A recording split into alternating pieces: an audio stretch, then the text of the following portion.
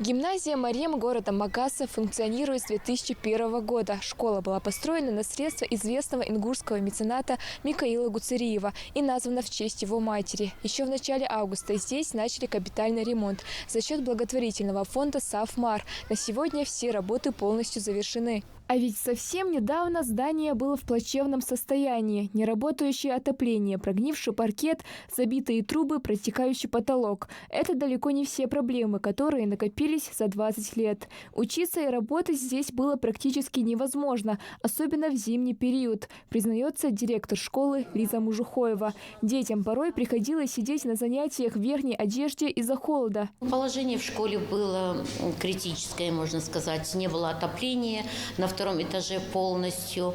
И сложная ситуация была с канализацией.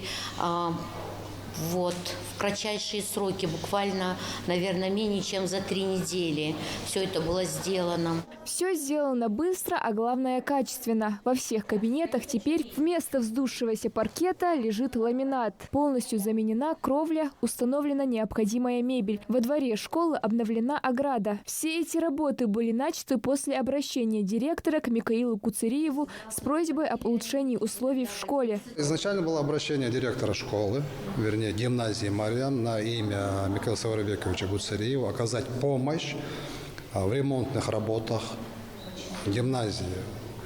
После чего было Микаила Саварбековича распоряжение поехать посмотреть, какое состояние.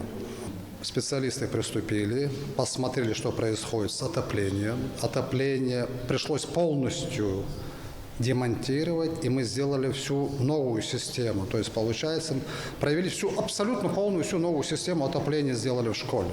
То же самое сделали по канализации, по воде, водоотведению. Поменяли полностью все полы в школе, сделали другие полы. Вы дальше увидите их.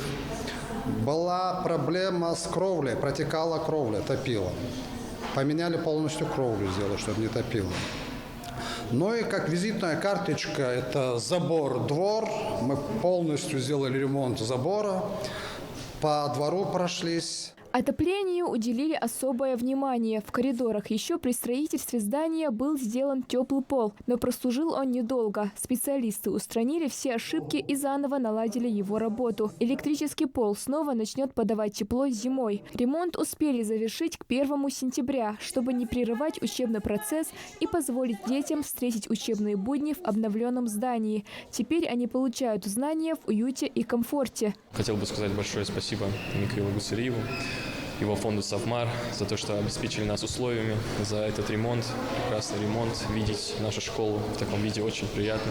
Особое внимание уделили кабинету робототехники. Ранее здесь невозможно было проводить занятия, не хватало парт и стульев, отсутствовал необходимый инвентарь для проведения занятий. В помещении было очень холодно. Теперь этот кабинет считается одним из самых лучших. Дети посещают уроки с удовольствием. Мы в этом году ожидаем встретить холодный период, зиму в тепле, в уюте. Все необходимые условия созданы. Как вы видите, во всех кабинетах, особенно в данном кабинете, это кабинет робототехники, оборудование, новая мебель, все необходимое обеспечили фонд «Сафмар». Спасибо им большое. Благотворительный фонд «Сафмар» не только выделил средства на капремонт школьного здания, но и обеспечил учебной литературой каждого гимназиста с 1 по 11 классы. Помимо того, что был проделан такой колоссальный ремонт, нашим детям, как и всем детям нашей республики, были выданы учебники. Это тоже огромная помощь нашим родителям и детям. Огромное спасибо благотворительному фонду «Сафмар» за такую проделанную работу. Благотворительный фонд «Сафмар» Микаила Гуцериева уже на протяжении многих лет реализует программы, направленные на развитие и повышение качества образования по всей стране, в том числе и в нашей республике. Огромное внимание при этом уделяется созданию максимально комфортных условий для обучения в школах, вузах и детских садах. Малика Измайлова, Алисхан Гаравожев. Новости 24.